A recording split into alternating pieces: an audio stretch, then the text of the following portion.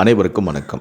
கடந்த 28 நாட்களில் 1,00,000 பேருக்கு கொரோனா தொற்று உறுதி செய்யப்பட்டிருப்பதாக உலக சுகாதார அமைப்பு எச்சரிக்கை விடுத்துள்ளது. கடந்த ஒரு வாரத்தில் மட்டும் இந்தியா முழுவதும் 1000க்கும் அதிகமான நபர்கள் கொரோனாவால் பாதிக்கப்பட்டும் உள்ளனர்.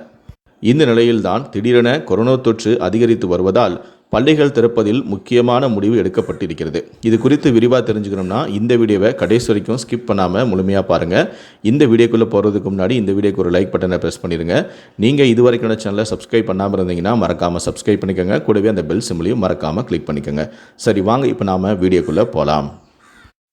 கடந்த 2019-20 ஆண்டுகளில் கொரோனா தொற்று பாதிப்பு நம் அனைவரின் வாழ்வையும் புரட்டி போட்டு சென்றதை அவ்வளவு எளிதில் மறந்துவிட முடியாது. அதே போன்று புதிய வகை கொரோனா வைரஸ் தான் தற்போது பரவியும் வருகிறது. நாட்டில் JN1 எனும் கொரோனா வைரஸ் பரவல் அதிக அளவில் உள்ளது. இது ஒமைக்ரான் வகையில் உருவாகும் துணை வைரஸ் ஆகும். சென்னையில் புதிய வகை கொரோனாவிற்கு முதியவர் ஒருவர் மரணமும் அடைந்துள்ளார். இது போன்ற சூழ்நிலைகளில் பள்ளிகள் ஜூன் முதல் வாரம் துவங்க உள்ளன. பெற்றோர் பலர் அச்சத்தில் இருப்பதை காணவும் முடிகிறது. தற்போது சளி, இருமல், காய்ச்சல் போன்ற பொதுவான அறிகுறிகளுடன் மருத்துவமனைக்கு வருபவர்களின் எண்ணிக்கை அதிகமாக உள்ளது. இதை தவிர பெற்றோர் மற்றும் பள்ளி நிர்வாகங்கள் கொரோனா காரணமாக அச்சம் கொண்டு பல்வேறு சந்தேகங்களையும் கேட்கிறார்கள். அவ்வகை வைரஸ் வேகமாக பரவும் தன்மை கொண்டது.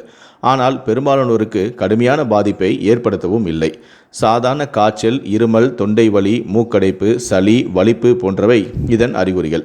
60 வயதிற்கு மேற்பட்டவர்கள், இணை நோய் நீண்ட காலமாக உள்ளவர்கள், நோய் எதிர்ப்பு சக்தி குறைந்தவர்கள் சற்று கூடுதல் கவனத்துடன் இருக்கவும் வேண்டும்.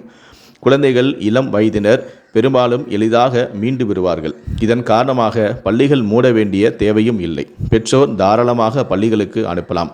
பள்ளிகளில் முன்னெச்சரிக்கை நடவடிக்கையும் கடைபிடிக்க வேண்டும். மாணவர்களுக்கு சுத்தமாக கை கழுவும் பழக்கம், சிறந்த காற்றோட்டம் அவசியமெனில் முகக்கவசம் பயன்படுத்தலாம்.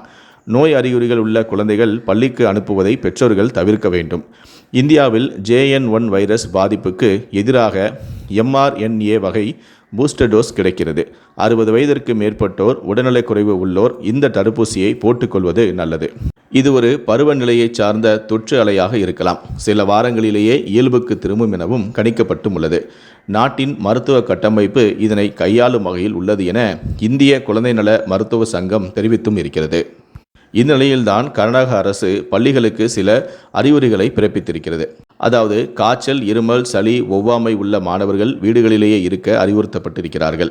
அறிகுறிகள் உள்ள மாணவர்களுக்கு மருத்துவ ஆலோசனைகள் வழங்கப்பட வேண்டும் எனவும், பள்ளி வேலை நேரத்தில் எந்த மாணவராவது உடல்நிலை பாதிக்கப்பட்டால் அவர்கள் தனிமைப்படுத்தப்பட வேண்டும் எனவும், பெற்றோர்களுக்கு உடனடியாக தகவல் தெரிவிக்கப்பட வேண்டும் எனவும், வகுப்பறைகள், கழிவறைகள் மற்றும் அடிக்கடி தொடப்படும் மேற்பரப்புகளை தொடர்ந்து முழுமையாக சுத்தப்படுத்த வேண்டும் எனவும், பள்ளி முழுவதுமே கை சுத்திகரிப்பான் மற்றும் கை கழுவும் வசதிகள் கிடைக்க செய்ய வேண்டும் எனவும், ஆசிரியர்கள் மாணவர்களுக்கு பாதுகாப்பு வழிமுறைகளை சொல்லிக் கொடுக்க வேண்டும் எனவும், இருமல் வரும்போது, தும்மல் வரும்போதும் வாயை மூடிக்கொள்ள வேண்டும் எனவும், அறிகுறிகள் உள்ளவர்களுடன் தொடர்பில் இருப்பதை தவிர்க்க வேண்டும் உள்ளிட்ட பல அறிவுறுத்தல்களை தற்போது கர்நாடக அரசு வெளியிட்டும் இருக்கிறது. தமிழகத்திலும் அடுத்து என்ன செய்ய வேண்டும் என அறிவிப்புகள் கூடிய சீக்கிரத்திலேயே வெளியிடப்படவும் உள்ளது.